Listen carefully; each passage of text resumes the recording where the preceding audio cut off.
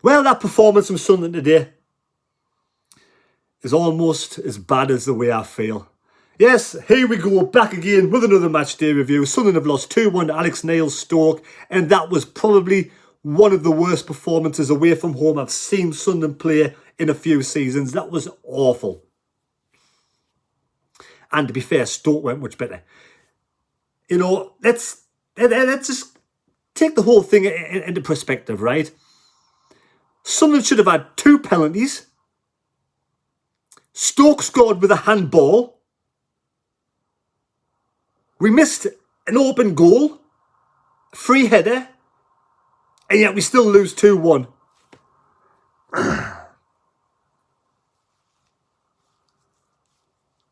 That's a typical kind of performance.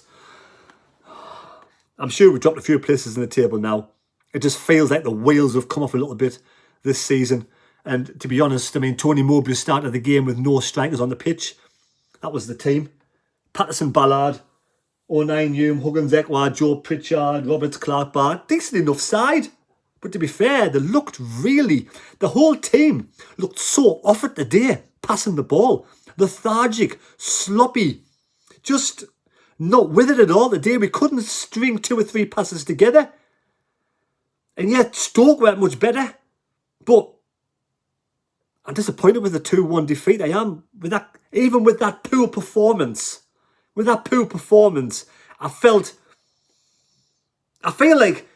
funny because I feel like we don't deserve anything from the performance. But at the same time, I feel a little bit robbed. I feel like it was just terrible decisions and things going against us. Like the first Stokes goal, handball. He brings it down on his arm and he goes on to score a goal. It was just the referee was right behind the run of play and he probably didn't see what he did. But luckily we got back into it straight away. Jack Clark had a bad game today. For me, he was off the pace, off the game. He got the ball. And 2 or 3 times, I mean, I'm saying he had a bad game. It's funny. Jack Clark's performance is funny, isn't it? It's a funny old performance. He gets a goal in the right spot for a ricochet. You know, they go 1-0 up front. They go 1-0, the easy goal in front. It was a handball, but obviously they did well to get the goal, you know. Then we come back down. Great work from Job. Job was probably one of the slightly better players today, Job. He gets the ball, robs their man with the ball, gets down, goes for a shot, keeper ricochets it out, parries it out, straight Jack Clark, puts the ball in the back of the net. But Jack Clark, 2 or 3 times today, he kept hold of the ball way too long. And he lost the ball in good positions when other players were there he could have brought in. That's what's frustrating with Jack Clark. He's got all the tools in the bag, but he just keeps the ball too long sometimes. And yet, he could have had 2 penalties. He did really well in them occasions to get down in the penalty box, beat these men. And could have had 2 penalties. One of them should have gone to Sunderland. One of them should have gone to Jack Clark. Referee wasn't having anything of it. So it was 1-1 at half-time. And I was pleased to go in at half-time 1-1 because I thought that we were so unorganised. Our coordination was all over the place. We just seemed to, like 11 players being just thrown in together. There was nothing. We didn't have any there wasn't much teamwork at all. So at 1-1, I was quite happy. I thought we'd come second half, Tony Mowbray get amongst them, and we'll come back into this game and we'll go and take it to Stoke. Because Stoke went much better. But then 1 minute into the second half, we switch off for a corner. Switch off. The ball comes in the box. 3 Sunderland defenders cannot clear it. Free header. He rises above the lot of them. Puts the ball at the back of the net. 2-1 Stoke. And from then onwards, we're up against it. We're not really creating a lot. But in the first half, Barr as well. Barr. The Stoke player gets the ball. Picks it off the ground. Goes, there you go, Barr. I've done the Barr. There you go. I'll put it down for you. Have a free shot. And he puts it wide. Do you know what it is, right? As much as we have Rushin, we've got Rushin, we've got Semedo, we've got Burstow, we haven't seen Mienda yet. As much as we have those players, I just feel this season we have been let down with a striker. We haven't gone out there and getting, an out-and-out striker, a striker who can score 20 goals a season. A team like Sunderland, we were 4th in the league. over the last few weeks. A team like Sunderland, who finished in the playoffs last season, we haven't gone out and getting an out-and-out striker in this side. We haven't been bothered. We've sold our striker for 10 million and we haven't brought in another striker.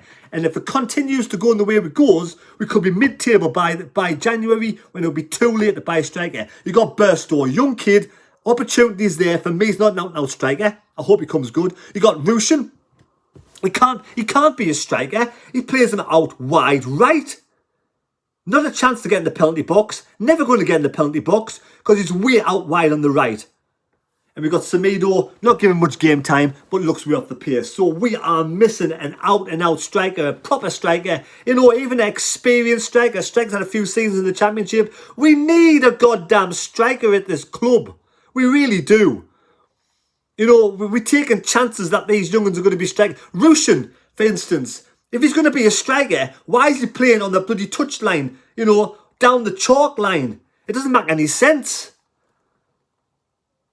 And Burstow never even got a sniff. 25 minutes to come on, never got a sniff. Never even got in the box for a chance. It didn't even seem to get in the 6-yard box. We play football without a striker these days, and you know, whether we miss Dan Neil in the middle, Ekwa, like, you know, I can forgive Ekwa. Ekwa missed 2 or 3 games. He looked off the pace, Ekwa. He looked as if he was struggling with his...